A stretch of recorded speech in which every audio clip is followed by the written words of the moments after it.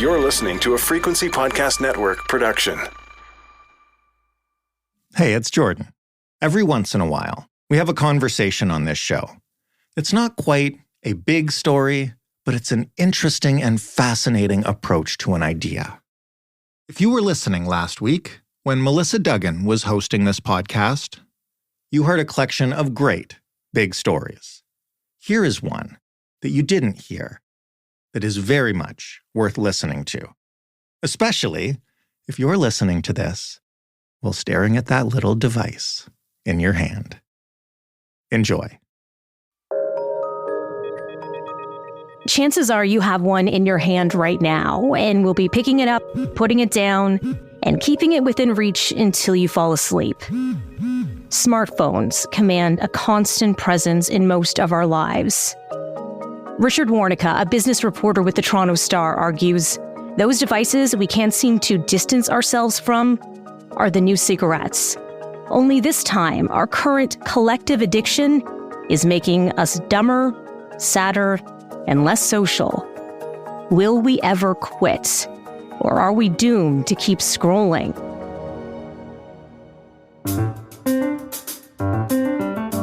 I'm Melissa Duggan, and this is The Big Story. Richard Warnica is a business reporter for the Toronto Star. Hi, Richard. Hi, Melissa. Thanks so much for having me. What do smartphones and cigarettes kind of by design have in common? So to me, the thing that brings them together and the reason I wanted to write this piece is they are both consumer products that went from essentially not existing. Like cigarettes were around before the turn of the 20th century, but they were an incredibly niche product to being completely ubiquitous. By the mid-1960s, cigarettes were everywhere in Canada, in North America, in Europe. And smartphones had a similar, if much faster, adoption wave. You know, I think we're both old enough to remember when you did your work at a desk phone and everybody had landlines at home. And now that seems like a million years ago. Well over 95% of people who are not senior citizens own a smartphone. And even senior citizens now are climbing the adoption curve. So what they have in common to me by design is that they are consumer products that went from essentially non-existent to being entirely integrated into our lives in a way that seems permanent, seems forever, and seems like it could never change, which, as you know, with cigarettes, it did in fact change. So take us back in time to a much different place that most of us only have an idea of from TV and movies. Paint a picture of just how much cigarettes were part of everyday life. Yeah, I mean, you don't have to go back that far. I'm 42, and I'm old enough to remember when you could smoke on international flights in Canada. But if you go back, 30, 40 years, you could smoke literally everywhere. You could smoke in hospital waiting rooms. You smoked in malls. You smoked in movie theaters. I say in the piece that cigarettes were the thing you did after a meal. They were the thing you did after work. They were thing, if you were Guy Lafleur, that you did in between periods at a hockey game. Until the late 1990s is when you started to see cigarettes being banned from public places. And that's when you see them essentially start to disappear from public life. When I started university, I was 18 and in Calgary, and smoking was everywhere inside. You would never go to a bar and not think you're going to come home stinking of smoke. By the time I graduated, smoking indoors had essentially become like degenerate behavior. So what changed? The change, I think, you go back to the 1960s is when the rates start to fall. And historically, what always gets looked at is this 1965 Surgeon General's report in the US, where they come out and say, unequivocally, cigarettes are linked to cancer. I didn't get into it in the piece, but as a quirk of history, Canada's health minister had actually come out a year before that with a very similar warning. But either way, from that point, cigarette usage starts to gradually drop, basically against a decades-long rearguard action by the tobacco industry to say, first of all, cigarettes aren't that bad for you. Second of all, if they are that bad for you, it's consumer choice. Consumers can make up their own mind.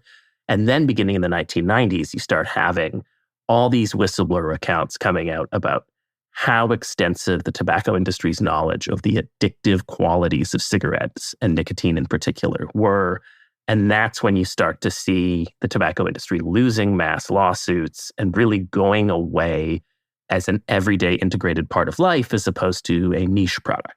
Flash forward to now, as you write in this piece, how are smartphones considered the new cigarette? Obviously, there's no one-to-one correlation in terms of health negative effects. Using your smartphone is not going to give you lung cancer in the same way there is the direct one-to-one correlation that cigarettes will overwhelmingly likely to take decades off your life. To me, the connection is, it is something that, when used massively, there is growing evidence that it is not good, right? Especially for children. And we're seeing studies now coming out with unbelievable correlations on children's mental health starting in 2012, starts falling off a cliff. And the first lesson in social sciences, I've got a political science degree, and what they teach you on day one is correlation does not equal causation. But when you look at the correlations between the dramatic drop in children's mental health, children's reading scores, children's test scores, from the mass introduction of smartphones, we would be looking at the most incredible coincidence in social science history if these two things are not linked. But what's interesting to me is, like with cigarettes, when the initial focus is, this is bad for youth, we need to get young people to stop smoking. I was 8 or 9, 10, something like that, when 16-year-olds stopped being allowed to buy cigarettes in Canada. You have a more gradual realization that it is not good for grown-ups either. And this is where we're a little more out into the qualitative part of the argument. We don't have as much scientific data because it hasn't been as studied. But to me, from a living in the world point of view, I think the mass use of smartphones has made us worse readers, has made us less social, has made us more linked to a technology that creates a facade of sociability and socialization. And it is increasingly replacing actual socialization. And something you focus on in your piece, too, is the smartphone itself. Whereas most times we blame this addiction to our device on social media giants, this feed that they create for us. We get these rewards. We can't stop looking at it.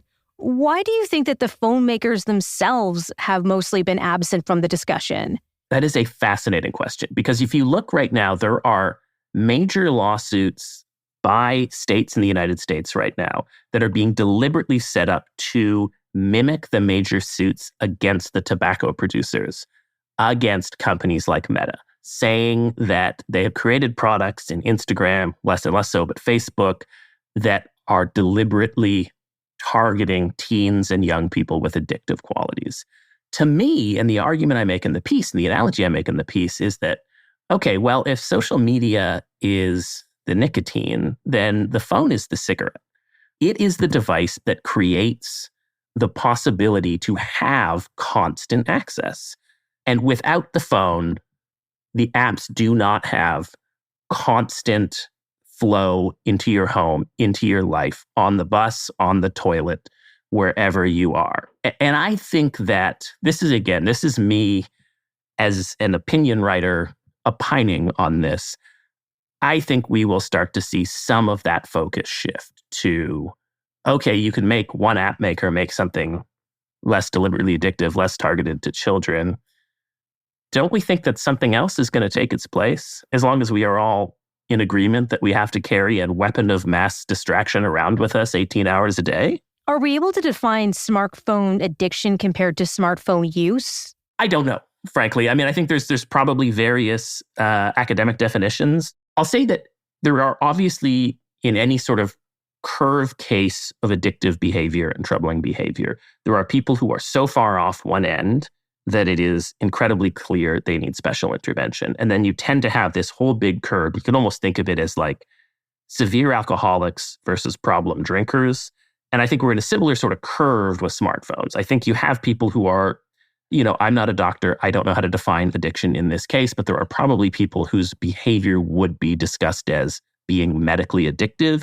And then I think you have a whole much larger body of people who would be considered problem users based on that constant need, almost like that need to get a smoke, right? You're sitting on too long in a meeting, you're on an airplane, you start feeling that twitch like you need a butt. That feeling now of, oh my God, I haven't checked my notifications. Is my phone buzzing in my pocket? That's a symbol to me of some level of problematic use.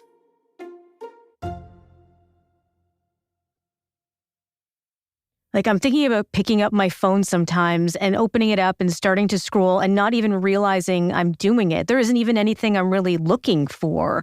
So what is it about this thing that makes us want to have it on us at all times, next to our bed, in our pocket? I mean, walking down the street and have to have it in our hands. There are a lot of interesting studies about what the sort of dopamine release of getting a notification on Twitter or a like on Instagram or even an email, just that constant feedback loop of something new. And I think we all recognize it in ourselves. Like, I will pick up my phone to text my wife about what we need from the grocery store, and 45 minutes later realize that I've been watching reels of like German dance and basketball highlights and never have texted my wife. And will put my phone down, think about what I was trying to do, and then think, oh, I wonder if someone has liked my tweet about my story about smartphone addiction. I better pick up my smartphone to check. So I started my first like real reporting job in 2006 at the Edmonton Journal. And I can remember going to brunch with the other intern reporters one morning. And it was the first time anyone I had ever seen made a call on their cell phone while we were sitting at the table. And it struck me as like the most antisocial thing I had ever seen. I couldn't believe that someone had done that. And within a couple of years, like the idea of not checking your phone at the table would come to seem weird. Like if you don't routinely take out your phone, take a picture of your friends, text your friends to make sure everything is good at home. Like, you're almost much stranger if you were like, oh, I didn't bring my phone tonight. So smartphone addiction can have some negative consequences, but we need them, right? Like, we have to have it to perform our job. So won't phasing it out be so difficult? Yeah, and I don't think, I say this in the piece, smartphones aren't going away, right? We're not going to go back to a place where nobody has a smartphone. I do think we can look at ways to change the industrial design to perhaps make it less habit forming, or maybe we change social norms a little bit to make it, less okay to be pulling out your phone all the time. I don't really know how you do that. The one thing I would say is, yes, for a lot of our job functions, we do need a phone. Do we need a phone that is also a video camera and a gambling app and access to all of these different things? Like, functionally, how much worse at your job would you be if you had a 90s flip phone and had to call people every time? Like, I have an iPhone that the Toronto Star has given me and tons of functional use for it in my job. But also, it's like my work has given me a toy that I play with for like 12 hours a day. So yeah, I can reply to my work emails. I can send out a work Twitter. But also, like, I'll be like, I got to write this news story. And then an hour and a half later, I've been scrolling through like tweets about something completely unrelated to my job.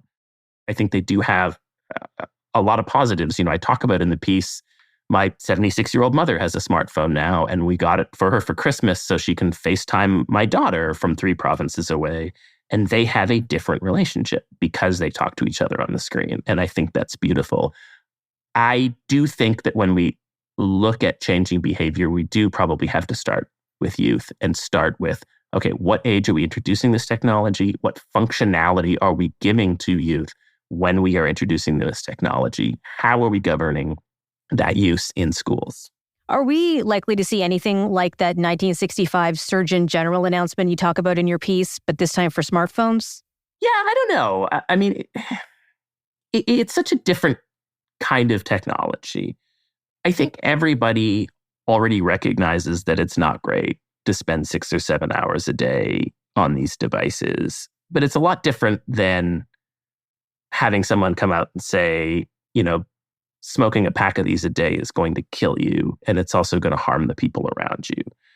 I think we're more likely to see like a gradual sea change, perhaps, in use than we would a specific moment in culture where one thing is tied to the beginning of a decline.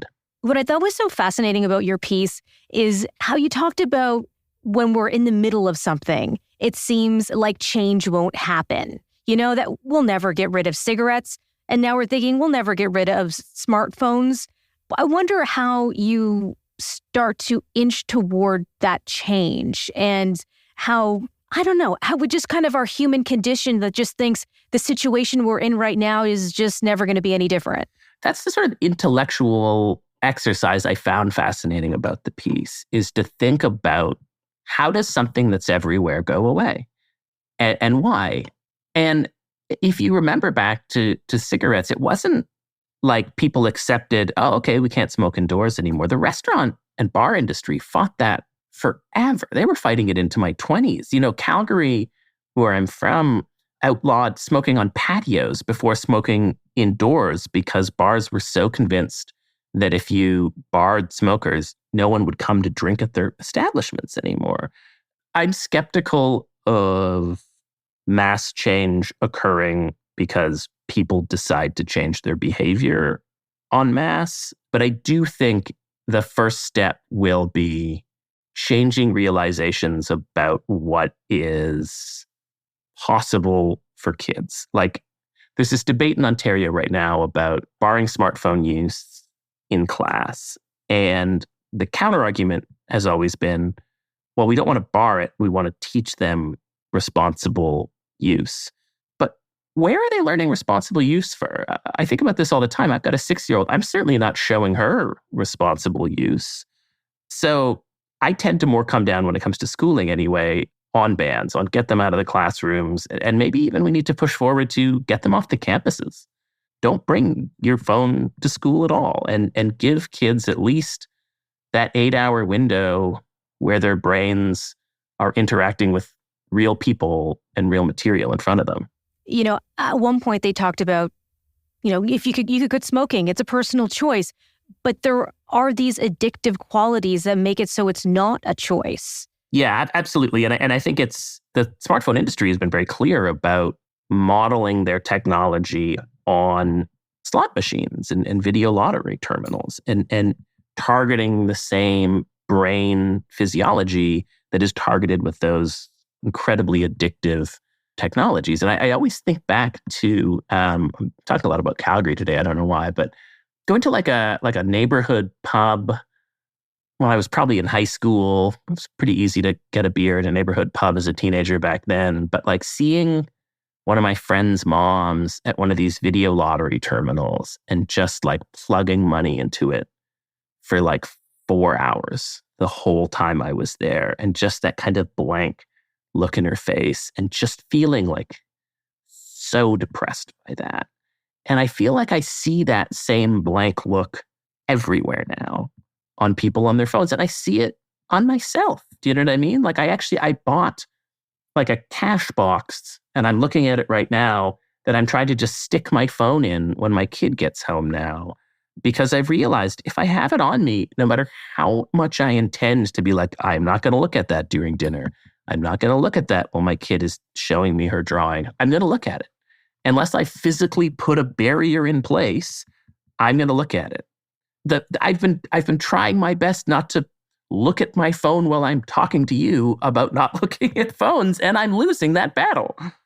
I'm kind of dabbling in yoga right now, and the instructor will lecture the class at the beginning of every session about putting their phones away. And I don't see her, stopping that lecture anytime soon. I wonder what might be a first solid step towards curbing our phone addiction. A good question. I mean, I think that's part of why I have actually gotten really into yoga and Pilates, in part because it's like an hour where I am forcibly removed from it. Hey, look at us. Yeah, I know. But I find like I finish that and I'm not just physically feeling better, I'm mentally feeling better as well. I do find like the lockbox helps me. If I put that in there at 6 p.m., I may unlock it and check it 2 or 3 times before bed. But if I don't, I'm probably checking it 30, 40, 50, 60 times before bed, and then probably taking it to bed with me. And then I'm in bed, and rather than reading a book and actually learning something, I'm looking at nonsense for an hour and a half and wondering what happened to my brain. Do you really see a future where we'll be putting these down? I don't know. I mean, I really hope part of this piece was written out of hope, right? Part of it for me is, again, like I have a 6-year-old girl, and my hope is that when she's a teenager and she's in her 20s, they will look at how we used smartphones the way teens today look at how people smoked 20 years earlier. And they're like, I cannot believe that you had it with you everywhere and spent 6 or 7 hours a day. Whether that happens, I genuinely don't know. I hope it does. Thanks for that, Richard. Thank you. Richard Warnica is a business reporter for the Toronto Star. That was The Big Story. For more, visit thebigstorypodcast.ca. Feedback is warmly welcome, and we would like to hear your suggestions for future episodes. You can always email us at hello@thebigstorypodcast.ca or call us at 416-935-5935. The Big Story Podcast is available wherever you get your podcasts. Like us, rate us, review us, share us with a friend. Thanks for listening. I'm Melissa Duggan, in for Jordan Heath Rawlings.